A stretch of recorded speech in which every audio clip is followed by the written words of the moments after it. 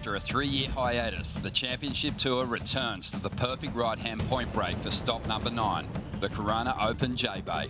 We are coming to you live from South Africa. Known for clean long barrels, deep inside the pin, open walls, and a canvas for absolute perfection. He's going to go to the air again. This is the gold standard of world-class waves. This is going to be a good barrel. 2 surfers have clinched their spot in the WSL Final 5, and they both arrive in the yellow jersey. This is somebody who wants a world title more than anybody. Carissa Moore is coming straight off an event win in Brazil. Now she looks to defend her title as the 2019 Corona Open J-Bay champion. It will be Carissa Moore's day. Felipe Toledo has made the final in 5 of the last 6 events. With all the momentum following him from Brazil, he hopes to become 3-time J-Bay champion this week. With only 2 opportunities left to punch a ticket to Trestles, who will clinch their spot next? The fight for the WSL Final 5 rolls on here at the Corona Open J-Bay. I've been having this vision. I've been having this vision. Either rise or you fall. I'm on a mission, bringing my dreams to fruition. I ain't playing at all. Bring out the body bags. I'm about to kill them, deliver them to the mortician. I gotta do what I gotta do. That's for my face, back in my face. I gotta do what I gotta do. I pray to God, he never came. I'ma do me, I'ma do me. That's in my blood, I'll never change. That's in my blood, I'll never change. That's in my blood, I'll never change.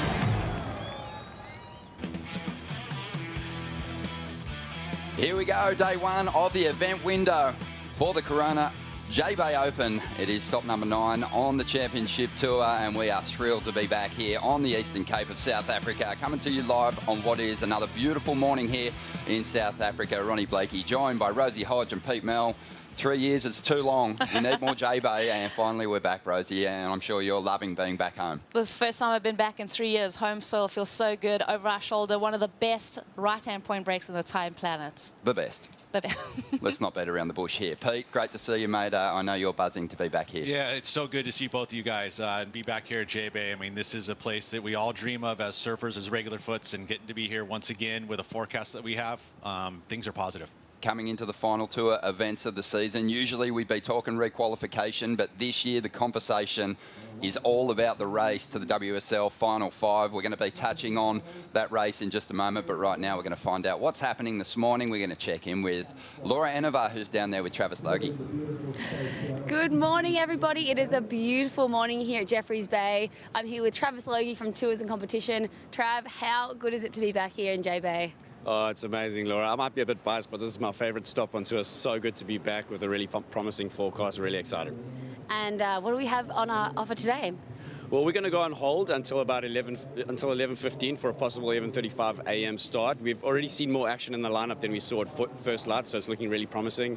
All reports from down the coast are the swell's on its way, so we'll check back in at 11:15.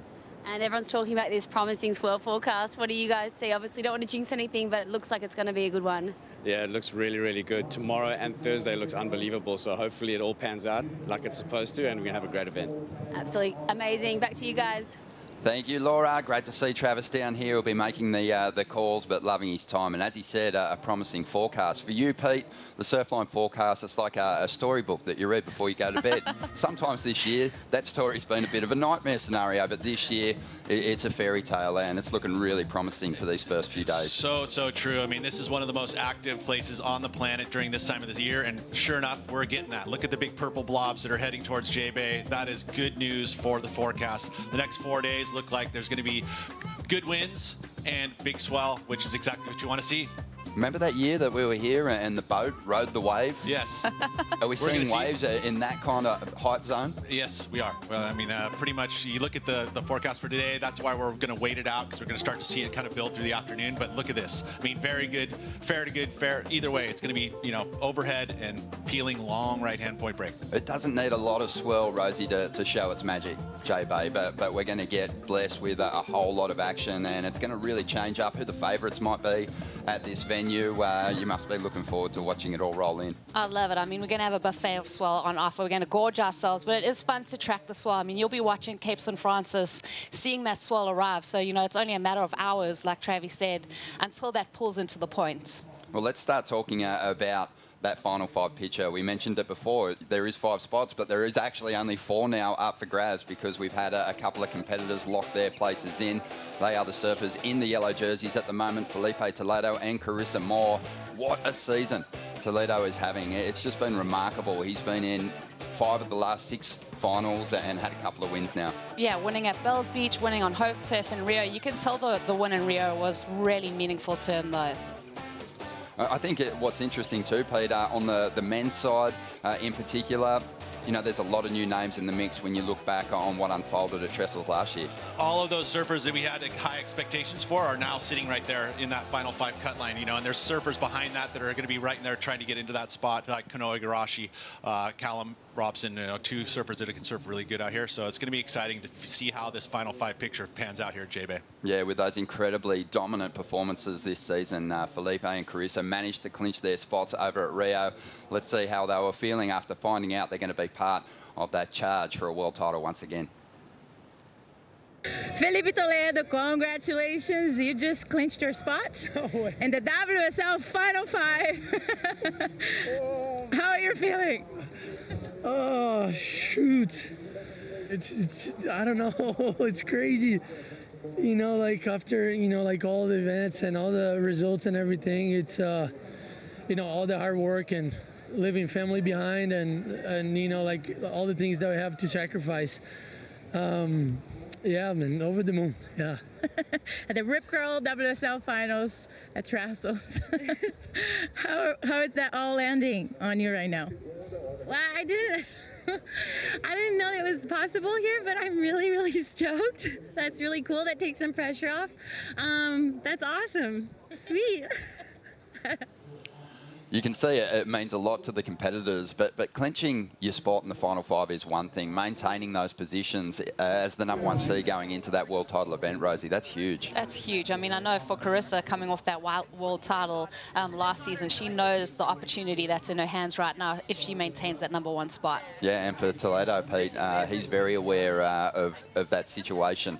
Once you get to the surf hole for the world title, you want to be that #1 seed. You want to conserve that energy and let the field have the stress of making that final exchange. So true. I mean, and we saw it for our first time last year at the Rip Curl WSL Finals, how important it was to have that #1 seed. And again, these guys are going to have to be holding that spot so that they can save their energy. They can watch what's happening, what's getting scored, coming all the way to that point. I mean, the way it works is 5 has to serve against 4 and all the way up to 1, and then you have to beat the #1 seed 3 times or 2 times out of 3, which means, you know, that #1 seed, absolutely the best thing you could have. Yeah, the job's not done for those 2 just yet, and they're going to be very focused going into these final 2 events of the season. There's so much to talk about when you consider the men's heat draw, because we've got the return of some of the big names, event winners this season, and also, of course, the inclusion of some amazing local wildcards.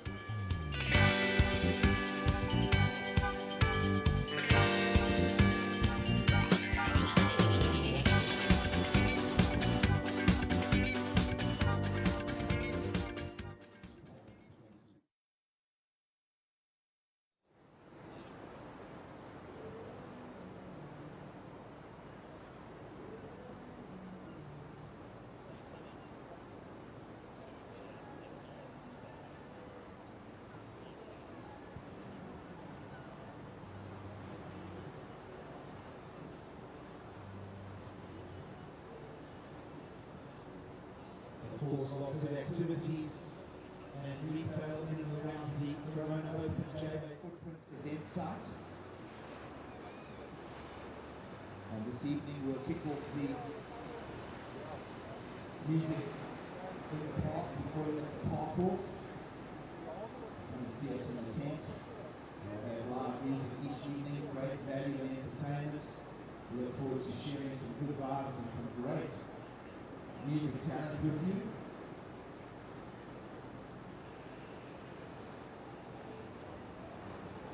The music will be on this evening in the park.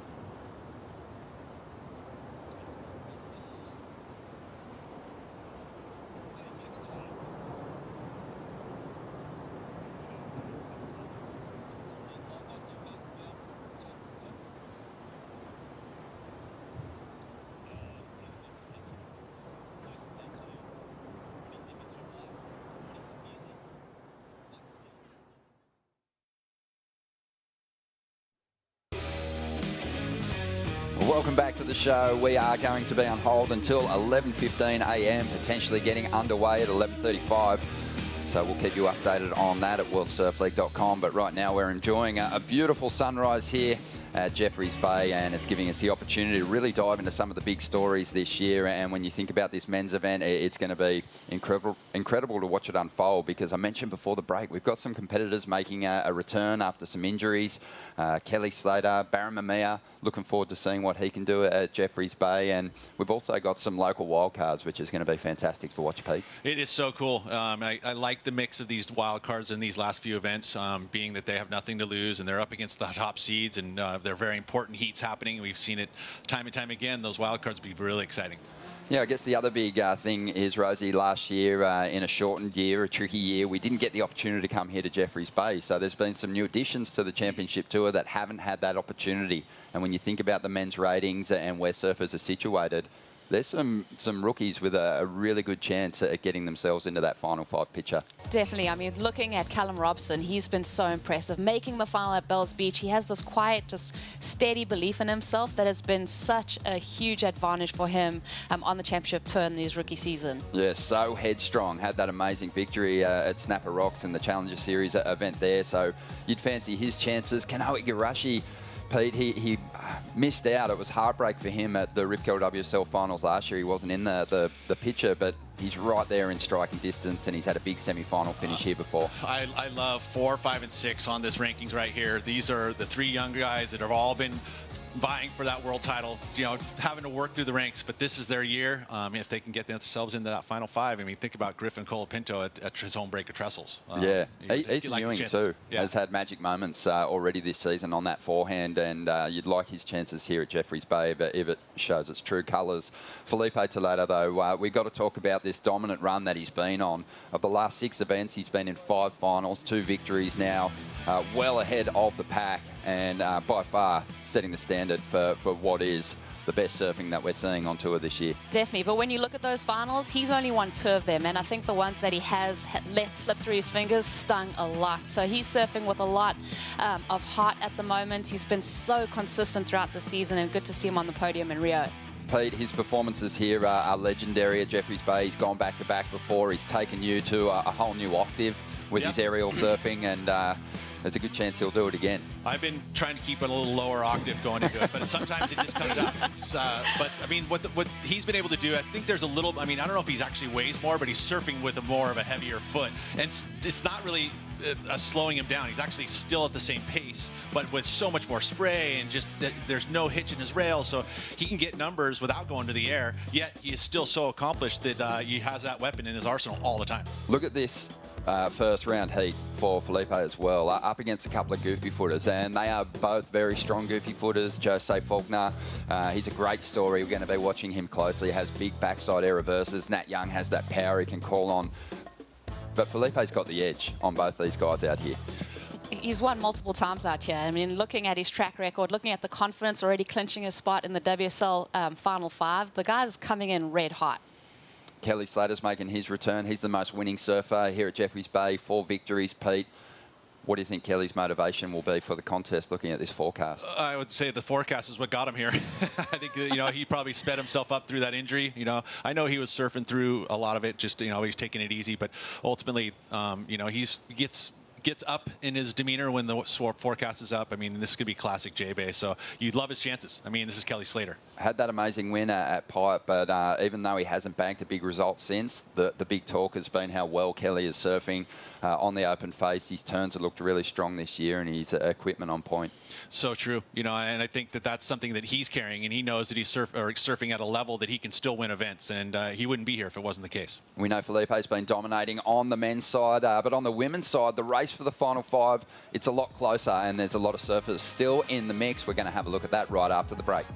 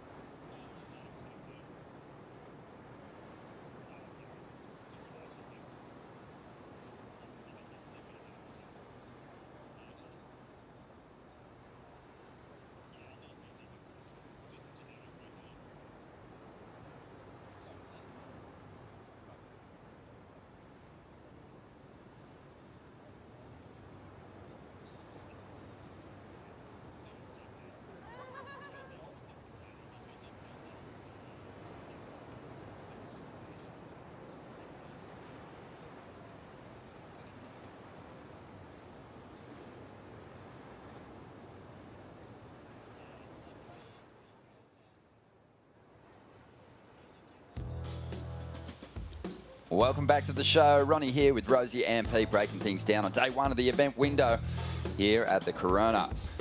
J-Bay Open, what an event this has been over the years. It's given us some classic moments. It's great to have the women here back on the tour, and it's the third year in recent history that we've had the event unfolding here. And I mentioned before the break that the race for the final five on the women's side, it's a lot closer. And there's some surfers who are entering the mix here, Rosie, that have a great shot at causing some major upsets. Caroline Marks in particular, for me, that incredible backhand as the lower seed. She's going to be taking on some of those title contenders. Yeah, we saw in El Salvador, you know, throw the spanner in the works for a lot of the surfers, and it's so fun to watch this women's tour unfold because we've had different winners at each stop that we've had this season. Now let's have a look at the rankings now for the women, Pete. Pretty tight up there at the top end, and there's some surfers really looking to defend that great position in the final five. Brisa Hennessy had a magic start to the year, but she's kind of been slipping down the ratings in the last few events. Yeah, those last few events were not great results. I mean, she needs to be quarters and above really to sustain that final five spot. But you look behind, Tatiana Weston-Webb with that win. She's going to be coming up that rankings, obviously coming to a place that she would love here. But back there, Isabella Nichols, Gabrielle Bryant, Courtney Conlog, they're all pretty close as far as points go. They're still, 30,000, and so a win is 10,000 points, 2,200 points below that second, so there's abilities to gain a lot of ground. Most definitely. And great to see Lakey Peterson back in that top end of the rankings because she had that devastating injury last year. It's been a great recovery for her. Oh, totally. I mean, watching Lakey's form in El Salvador, making that final with Stephanie Gilmore, so good to see her at 100%. When I'm looking at those rankings, I'm seeing someone like Gabriella Bryant. I think she's going to be so dangerous. Another rookie on tour that's making her mark in a big way. Yeah, that's so true. And she's going to be Rookie of the Year. She's absolutely nailed it this year. But yeah, look, keep an eye on Lakey. 2 wins here in the last couple of seasons, so she'll be fun to watch. But Carissa Moore, much like Felipe on the men's side, has had a number of finals this year. Only the one victory at the last stop. But legendary 2019, her performance here just has that power, Pete, and the ability to just hold that rail from top to bottom. Yeah, it's not going to be very hard for her to be able to pick up big numbers just by surfing solid and how she surfs. She doesn't need to overextend herself because her numbers are going to come just from how she surfs. Beautiful top to bottom here. It's about connecting the wave from the top of the point all the way down to the bottom and not making any mistakes because, a lot of talk about how to surf this wave specifically is that it showcases flaws and flow, and it definitely looks bad if you aren't connecting at all, whereas Carissa doesn't have any problems with that. Yeah, and she always taps into the mind and knowledge of a local surfer. She's done that again here this year. But have a look at the matchups in this opening round. On the women's side, it's so compressed, this tour, Rosie, that the first round is always so exciting. It's so exciting, and just to see that the #1 surfer in each of those heats skips straight to the quarterfinals, there's a huge incentive to win that first heat. Well, you look at Heat 4, that for me is the one heat, Lakey, Tatiana, and Tyler. Tyler coming back into competition again here, and she obviously can surf J-Bay incredibly well. And so, I mean, final 5 surfers in that heat, whew, that's a tough one. It's going to be a fantastic race here at stop number 9 for the women. Plenty more to come on the morning show. Stay with us. We'll be back in just a moment.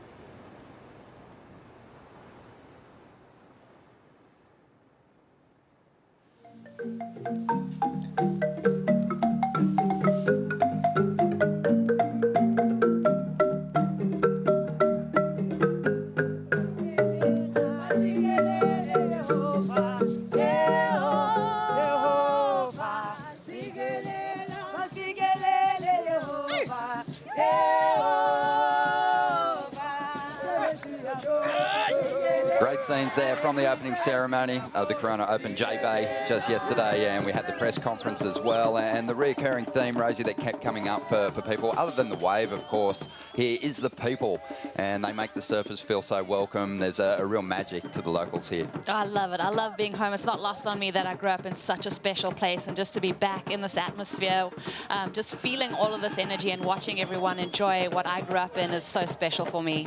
These are the original custodians of the land. They looked after these waterways. They still do, Pete. And yeah, we're lucky enough to come here and enjoy it. It's been cool to see each and every event. We do get to celebrate the Indigenous folks from each and every venue we go to. And this is nothing but special. I mean, again, people are awesome here. It's one of the best parts of coming to J-Bay. Yeah, and the sunrises, I think, you can't find a better one, basically. It's just a special place to watch that sun pop up, and you know, it sheds light on the conditions. Unfortunately, this morning that swell hasn't arrived just yet, but we've still been enjoying watching the competitors get familiar with this wave, get those warm-ups in. Rosie, who's been standing out for you the last couple of days? Oh, wow. I mean, we saw Jack Robbo early this morning get a great wave out here. I think, you know, Chris Moore loves seeing what she's bringing, always the form on these right-hand point breaks. So, yeah, I just think all these surfers getting a taste for it. I love watching the free surfs unfold.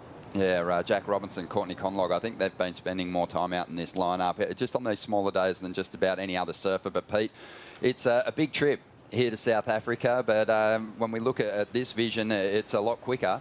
We're going to check out the virtual eye and get a bit of an idea of where we are in the world at the moment. And, you know, even though it is a long trek, it's all worth it. Every time we get here, all the way after our 30 hours of trekking across the globe, but you get to this part of the world, and it literally is a facet of just amazing surf. I mean, we're at the bottom here. You've got this huge coastline that allows for, you know, the swells to hit here. And this one's very special because it tucks itself in here. We've got some shallow water outside of here that pulls that swells that are moving from the westerly direction, that pulls them into J-Bay here. It is one of the most sought after waves in the world. And the reason being, those predominant winds you get blow offshore. It's this beautiful offshore conditions. And of course, look at the length of the point. I mean, it's just this massively long, beautiful point break that is just a canvas that you dream of. Yeah, it holds a fair amount of swell too, Rosie. It definitely does. I mean, and that's what we're going to see, you know, Thursday, Friday, that swell really start to jack, and just how it pulls in, like Pete said, from that westerly direction. A bunch of takeoff spots there. Obviously, Super Tubes is the main break that we'll be focusing on throughout this competition, but you can, you know, free surf up and down this location. Yeah, I love it. We've seen some magic performances over the years. I think we can look forward to more of that this season. We've seen incredible backhand performances here, especially when the surf gets bigger. So I think we can look forward to some of those goofy footers featuring heavily in this contest. But it's just going to be a lot of fun to watch it all go down. Well, we saw it last year. You know, last time the event ran, 2 goofy footers were in the final. So it does happen. But I would say that you've got some regular footers that are going to try and change that history. Well, we're going to make a call at 11:15 a.m. for a potential 11:35 start. In the meantime, check out worldsurfleague.com for all the updates. We'll see you soon.